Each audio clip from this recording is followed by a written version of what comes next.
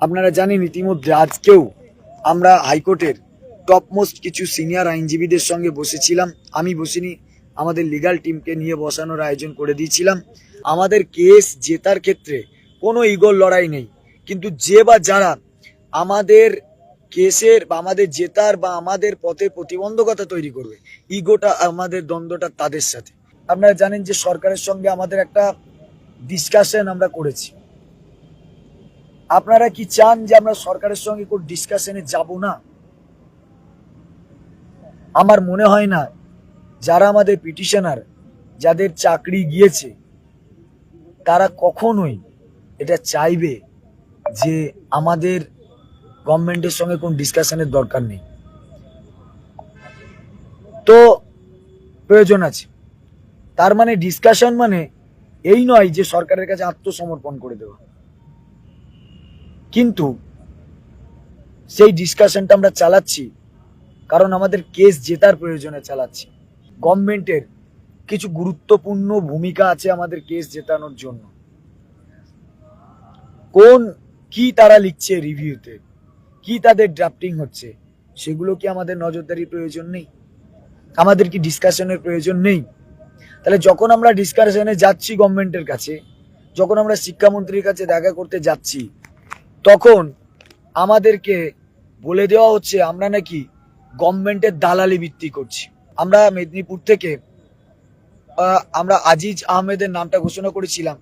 পরে জানা গেল আজিজ আহমেদ মাঝপথে আস্তে আস্তে অসুস্থ হয়ে পড়েছেন। সেই সময় তাৎক্ষণিক আমি হুমায়ুনকে বললাম ইমিডিয়েট ওর অল্টারনেট একজনকে ডাকো। তো সামনে অসীমকে পাওয়া গিয়েছে, অসীমকে নিয়ে যাচ্ছে। অসীম কিন্তু জীবনে কোনোদিন আমাদের গ্রুপের কেউ নয়। যদিও অসীমের উচিত ছিল যে ওখান থেকে বেরিয়ে আসার পর গ্রুপে বলা যে কি ডিসকাশন হয়েছে। অসীমকে আমরা ফোন করে পাইনি, আমি ফোন করবো ওকে, কেন সে বলেনি। কোনো ক্লোজ ডোর হচ্ছে মানে ওখানে কোনো পীড়িতের গল্প করতে যাওয়া হয়নি। আমাদের চাকরি বাঁচানোর গল্প এবং গভর্নমেন্ট কি পদক্ষেপ নিচ্ছে বা আমাদের কি দাবি আছে সেইগুলো বলার জন্য যাওয়া হয়েছিল। কোনো দালালি বৃত্তি করা যায়নি। যখন আমরা গভর্নমেন্টের সঙ্গে এই আলোচনা চালাচ্ছি আমাদের স্বার্থে, আমাদের জেতার স্বার্থে, তখন বাইরের একটা ন্যারেটিভ তৈরি করা হয়েছে। তারা বলছে আমরা নাকি গভর্নমেন্টের দালালি করছি। আবার কসবা কাণ্ডে যখন আমরা মার খেলাম, 4টে কেস খেয়ে রেখে দিয়েছি। আগের দিন আচার্য সদনের ওখানেও তাই, প্রত্যেক দিন কেস খাচ্ছি। তখন আবার গভর্নমেন্ট বলছে তাহলে বিরোধীদের উস্কানিতে করছি। তার মানে এই যে উভয় সংকেটে পড়ে আমরা যে স্যান্ডউইচ হচ্ছি, সেটাকেও দেখছেন না আপনারা। আমাদের নামে কেস লাগছে, সারাদিন এখানেই পড়ে থাকছি, কোনোভাবেই বাইরে যাচ্ছি না, বেরোতে পারছি না, এখানেই পড়ে থাকছি আমরা কয়েকজন। বাকি তো অনেকেই আছেন, তারা কি কখনো স্পটে এসে সত্যিটা জানতে চাইছেন কি চলছে না চলছে? জানতে চাইছেন না। কাকে কান নিয়ে গেল, সেই কানে হাত না দিয়ে আপনারা কাকের পিছনে ছুটছেন। এমনকি অবিশ্বাস করছেন তাদেরকে যারা আপনাদের সঙ্গে এতদিন ধরে থাকছে এবং যাদের চাকরি, তাদেরও চাকরি গিয়েছে। তো তারপরেও এরকম যখন আমরা শুনি এবং এরকম শোনার পরেও যখন আমরা দেখি আমাদের যারা পিটিশনার তারা কোনো পাল্টা প্রতিবোধ করছে না, তখন আমাদের এই কাজের পথের একটা মানে যে এনার্জি, সেটা কোথাও না কোথাও নষ্ট হয়ে যায়। আমাদের বাড়ি থেকে যখন এগুলোকে দেখে তখন বলে এইসব কেন করতে যাচ্ছিস, ছেড়ে দে। সত্যি কথা বলতে গেলে এই লড়াইটা এখন আমার নিজস্ব চাকরি বাঁচানোর লড়াইয়ের কিছু নেই।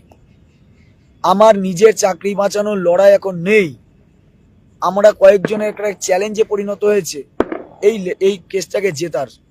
সত্যি কথা বলছি, যদি এটা সুপ্রিম কোর্টের হাতে না থাকতো, কোনো নেতা মন্ত্রীর হাতে শুধু এককভাবে থাকতো, তাহলে আমি চ্যালেঞ্জ করছি যা কিছুই হয়ে যাক এইটাকে জোর করে জিতিয়ে নিয়ে আসতাম। কারো ক্ষমতাই ছিল না আটকানো, গলা টিপে ধরে চিনিয়ে নিয়ে আসতাম। এখানে একটা কোর্টের ম্যাটারও আছে। কোর্টের কাছে আমরা লিগালি যেতে হয়, শুধু উপকরণগুলো আমরা সংগ্রহ করতে পারি। গভর্নমেন্টকে চাপ দিয়ে কোর্ট কি চাইছে সেটাকে আমরা আদায় করতে পারি।